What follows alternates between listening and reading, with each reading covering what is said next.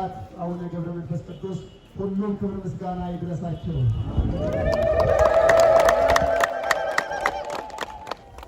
ይትየስዑ በኀበ አመቱ ሞት ይነስኡ እሴቶሙ እስመ ትዕግሥት ከውህበቶሙ ከመ ይንሥኡ። ሞት በሌለበት ስፍራ ደስ ይላቸዋል፣ ዋጋቸውንም ይቀበላሉ። ትዕግሥት ከፈጣሪያቸው ዘንድ ተሰጥቷቸዋልና። የትምህርታችን መነሻ ርዕስ ሞት በሌለበት ስፍራ ደስ ይላቸዋል የሚል ነው። ሲበሉ ሁላችሁም በሉ። ሞት በሌለበት ስፍራ ደስ ይላቸዋል፣ ዋጋቸውንም ይቀበላሉ። ይህንን ቃል ኢትዮጵያዊው ሊቅ ቅዱስ ያሬድ ለዛሬው ለመጋቢት 5 በእግዚአብሔር መንፈስ ቅዱስ ተቃኝቶ ካስቀመጠው እስመ ለዓለም ተብሎ ከሚጠራው ድጓው የተወሰደ ነው። ቅድም ሊቃውንቱ ሲሉት የነበሩትም ከዚህ ከእስመ ለዓለሙ ቀድሞ የሚባለው መዝሙር ነው። ግሩማን መላእክት ሱራፌል ወኪሩቤል ለአክናፍና ተረፋል ክንፎቻቸው ነበልባለ እሳት የሆኑት የሚያስፈሩ የሚያስደነግጡ ሱራፌልና ኪሩቤል ወረዱ ዮም ይትቀበሉ ከበብሂል ከሰማይ አንተ ወዳለህበት ያንተ ሥጋ ወዳረፈበት ይቀበሉህ ዘንድ ወረዱ። አማን ገባሬ ኃይል በእውነት የእግዚአብሔር ኃይል ያረፈብህ አንተም ኃይል የምታደርግ ታላቅ አባት እያሉ እያመሰገኑ ከሰማይ መጥተው ወደ ሰማይ ያሳርጉህ ዘንድ ወረዱ እያሉ ነበር ያቀረቡት። ታሪኩ በጣም ረዥም ጥልቅ ምስጢር ያለው የተራራው ያክል አይደለም ርዝመቱ። ከግብፅ እስከ ኢትዮጵያ የተጓዘበት ታሪክ እንዘርዝር ብንል እጅግ ሙሉ ቀን የሚያውል ታሪክና ምስጢር ነው ያለው። ብፁዓን አባቶቻችን አሉ። በብፁዓን አባቶቻችን እንባረካለን።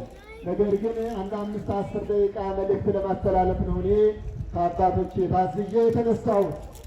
አባቶቻችን ሁሉም ቅዱሳን እግዚአብሔር የሰጣቸውን መክሊት አትርፈው ነው ያለፉት። እግዚአብሔር ለምን እንደፈጠራቸው አውቀው ተገንዝበው ለተፈጠሩበት ዓላማ ኖረው እንደ ፀሐይ አብርተው ነው ወደ ፈጣሪያቸው የተጓዙት። ከነዚህ ቅዱሳን መካከል አንዱ ታላቁ ግብፃዊው ደግሞም ኢትዮጵያዊው ጻድቅ አባታችን አቡነ ገብረ መንፈስ ቅዱስ ነው። ሁላችንም እንደምናውቀው ታሪኩ እንደሚነግረን ገድላቸውም እንደሚያስተምረን መጋቢት 29 ጽንሰታቸው ሆኖ የጌታ ልደት ተከትሎ የሚከበረው የልደት በዓላቸው ታኅሳስ 29 ልደታቸው ነው። ልክ እንደተወለዱ ስብሐት ለአብ ስብሐት ለወልድ ስብሐት ለመንፈስ ቅዱስ ዘአውጽአነ እምጽልመት ውስተ ብርሃን፣ ከጨለማው ወደ ብርሃን ከጠባቡ የእናቴ የአቅሌስያ ማኅፀን ወደ ሰፊው ዓለም ላመጣኝ ለእግዚአብሔር ምስጋና ይሁን ብለው ገና ባልረታ አንደበታቸው ሌሎች ልጆች ሲወለዱ እያለቀሱ ሲወለዱ፣ እሳቸው ግን እያመሰገኑ ነው የወጡት። ለምስጋና ነው አንደበታቸው የተከፈተው።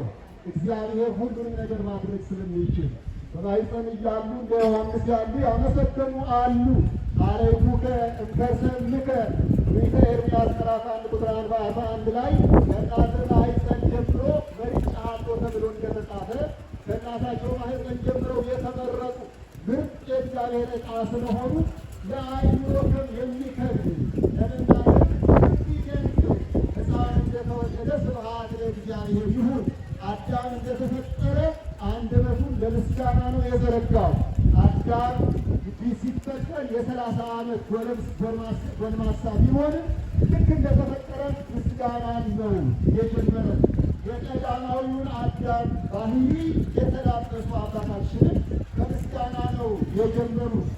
ከ3 ቀን እስከ 3 ዓመታቸው ድረስ በዛ ቆይተው ከ3 ዓመታቸው በኋላ መልአኩ እየመራ ወደ ገዳም ወስዷቸው በግብፅ በደቡባዊ በልሂሳ ተወልደው በዛ ባሉ ገዳማት ለ300 ዓመታት በተጋድሎ ጸንተው ከቆዩ በኋላ እግዚአብሔር መርቶ ደግሞ ወደ ኢትዮጵያ በግርማን መላእክት እየተመሩ 60 አናብስት 60 አናብስት በቀኝና በግራ እንደ አጃቢ ተናንቆ ወደ ኢትዮጵያ ሲመጡ አብረዋቸው መጥተዋል።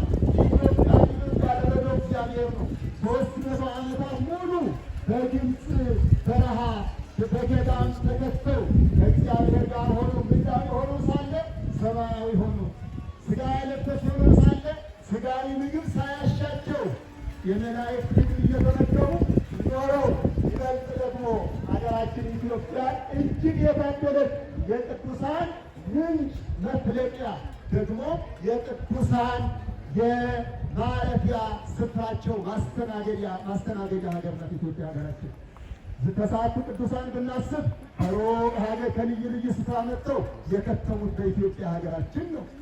እኚህ ታላቅ ጻድቅ ደግሞ የከተሙት በዚሁ እኛ ባለንበት በሂደተ እግራቸው እሳቸው ከምድር እስከ ሰማይ ድረስ የደረሰ ታላቅ በረከት ያላቸው አባት ናቸው።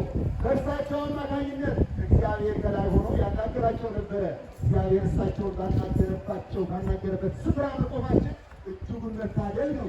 በዚህ ስፍራ ሲመጡ የእኛ አባቶቻችን በተለይ በዚህ ሀገር በወቅቱ በአንዳንድ ሰዎች ይሰራ የነበረው አምልኮ ጣዖት ታይቷቸው ፈጣሪ ሆይ ማረልኝ፣ እነዚህን ትምርልኝ ዘንድ ብለው በዚህ አሁን የጣዖታት ሕጉን ይዘን ስንስዑደት ስናደርግበት በነበረው ኃይል 100 ዓመት በራሳቸው በጭንቅላታቸው ተነስተው ተዘቅዝቀው ባህር ውስጥ እየጸለዩ እንግዲህ እንገምት